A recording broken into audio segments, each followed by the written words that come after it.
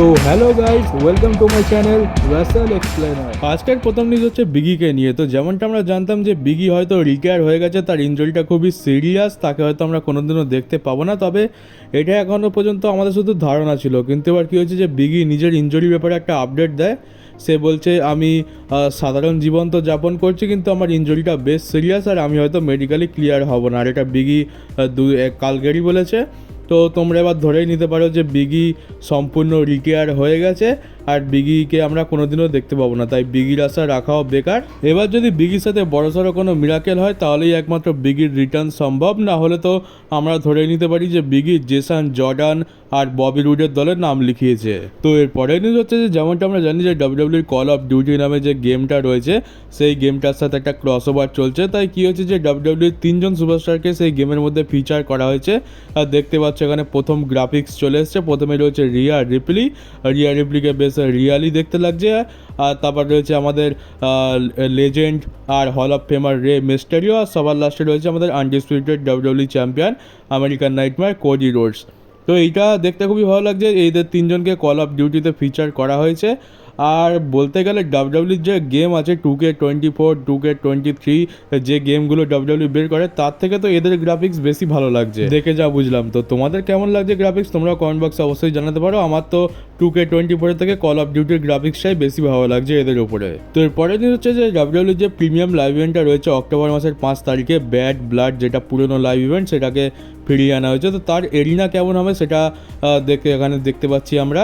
তো দেখতে পাচ্ছ এরিনার ডিজাইনটা কেমন হবে, এখানে মাঝখানে রিং রয়েছে। আর এবারেও আমরা ছোট্ট একটা স্টেজ দেখতে পাবো। আর স্টেজের ব্যাপারে কী বা বলবো, যত দিন যাচ্ছে ডাব্লিউডাব্লিউ স্টেজ আরও ছোট হয়ে যাচ্ছে আর আরও বিচ্ছিরি হয়ে যাচ্ছে। এককালে ডাব্লিউডাব্লিউ কত সুন্দর সুন্দর স্টেজ বানাতো, কিন্তু কী হয়েছে যে স্টেজ বড় বানাতে গেলে কী হয় যে অনেকটা জায়গা লাগে, যার ফলে দর্শকদের বসার জায়গা কমে যায়। আর ডাব্লিউডাব্লিউ এখন বিজনেসে বেশি পরিমাণ লাভ করতে চাইছে, তাই ছোট স্টেজ বানিয়ে দর্শকদের জন্য বেশি বেশি সিট রাখতে হচ্ছে, আর যার ফলে বিজনেসেও লাভ হচ্ছে। তাই স্টেজ এখন আর ডাব্লিউডাব্লিউ বড় বানানোর দিকে যাচ্ছেই না। আমরা দেখেছি যে প্রিমিয়াম লাইভ ইভেন্ট তো দূরের কথা, র স্ম্যাকডাউনে তো কত ছোট স্টেজ করে দিয়েছে শুধুমাত্র যাতে বেশি দর্শক বসতে পারে। তো একটা জিনিস আছে যে স্টেজের ওপরেও একটা নির্ভর করে শোয়ের ফিল। যত সুন্দর স্টেজ হবে শোয়ের ফিলটাও তত সুন্দর আসবে, কিন্তু সেই ফিলটা এখন গেছে। এখন শুধুমাত্র আমাদের শোয়ের ওপরেই নির্ভর করতে হচ্ছে যে শোটা যদি ভালো হয় তাহলে প্রিমিয়াম লাইভ ইভেন্ট আর শোটাও ভালো যাবে। আর স্টেজের কথা এখন বাদই দাও। এরপরে তোমরা যে ফটোটা দেখতে পাচ্ছ এটা হচ্ছে ডাব্লিউডাব্লিউর পারফরমেন্স সেন্টারের ফটো।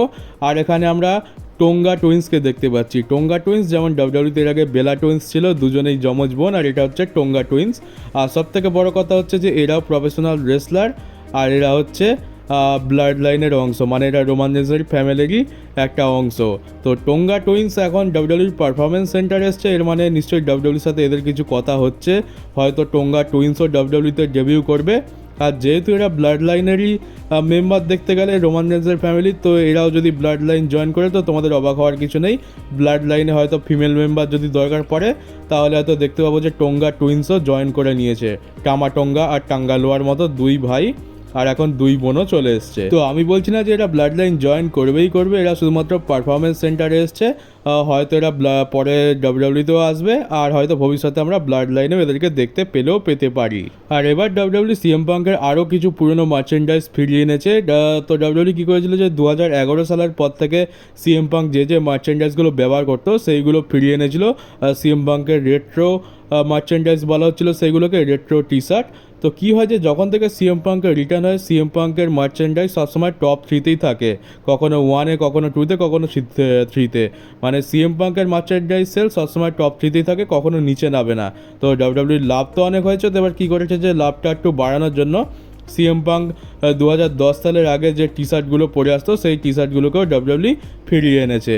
এইবার সেল আরও বাড়বে, হয়তো টপ 3 থেকে একেবারে 1-এই থাকবে আমাদের সিএম পাঙ্কের মার্চেন্ডাইজ। কিন্তু এটা একটা রেকর্ড বলতে পারো যে যখন থেকে সিএম পাঙ্কের রিটার্ন হয়েছে তখন থেকে সিএম পাঙ্কের মার্চেন্ডাইজ কম করে হলো 3 নম্বরে তো থেকেইছে। আমরা টপ 5-এর কথা বলি, এখানে তো টপ 3-এর কথা চলছে। সিএম পাঙ্ক এখনও পর্যন্ত ডাব্লিউডাব্লিউতে তার রিটার্ন করার পর একটা সিঙ্গলস ম্যাচও রেসেল করলো না, কিন্তু ডাব্লিউডাব্লিউকে বিজনেসে অনেক বেশি লাভ করিয়ে দিল শুধুমাত্র মার্চেন্ডাইজ সেলের ওপর দিয়ে। আর এবার কথা বলা যাক আমরা কি জে উসো আর রিয়া রিপ্লিকে একসাথে দেখতে পাবো। তো প্রথমে আমার এমনটা মনে হয়নি, কারণটা হচ্ছে যে আমি ভেবেছিলাম যে রয়্যাল এপিসোডে যেটা দেখলাম যে জে উসো হয়তো ডমিনিককে জ্বালানোর জন্যই বলছিল যে রিয়া রিপ্লি কি সিঙ্গেল আছে, আর রিয়া রিপ্লি যদি মিঙ্গেল হতে চায় তো আমার সাথে কন্ট্যাক্ট করিয়ে দাও।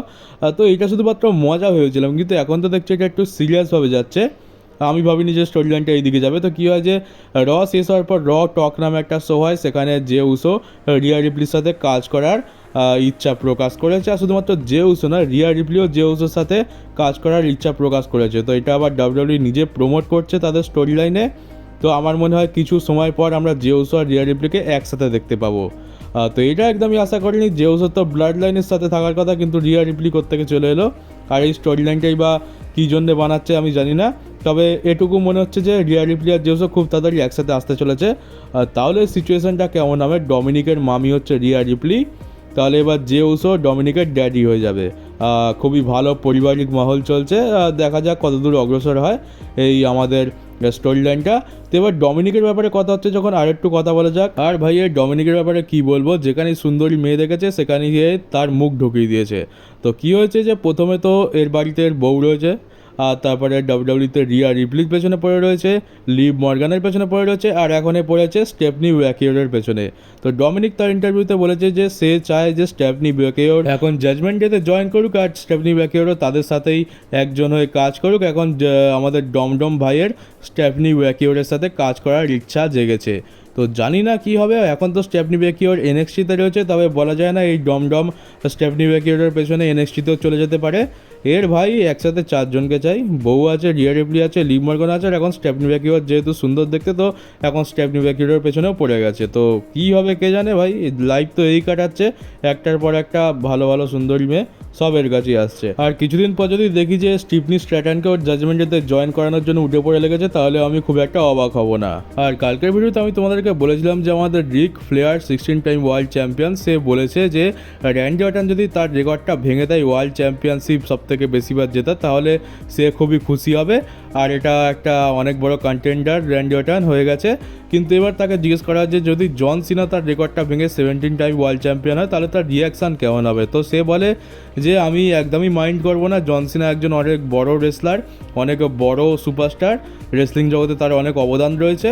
আর সে যদি রিক ফ্লেয়ারের রেকর্ডটা ভেঙে 17 টাইম ওয়ার্ল্ড চ্যাম্পিয়ন হয় তার ডাব্লিউডাব্লিউর শেষ রানেতে, তাহলে রিক ফ্লেয়ার একদমই মাইন্ড করবে না, বরং সে খুবই খুশি হবে। তো এইটা হচ্ছে রিক ফ্লেয়ারের মতামত। আর আমার পার্সোনাল ওপিনিয়ন যদি বলো, আমি চাই যে জন সিনা তার ফাইনাল রানে একবার হলেও চ্যাম্পিয়ন হোক আর রিক ফ্লেয়ারের রেকর্ডটা ভাঙুক।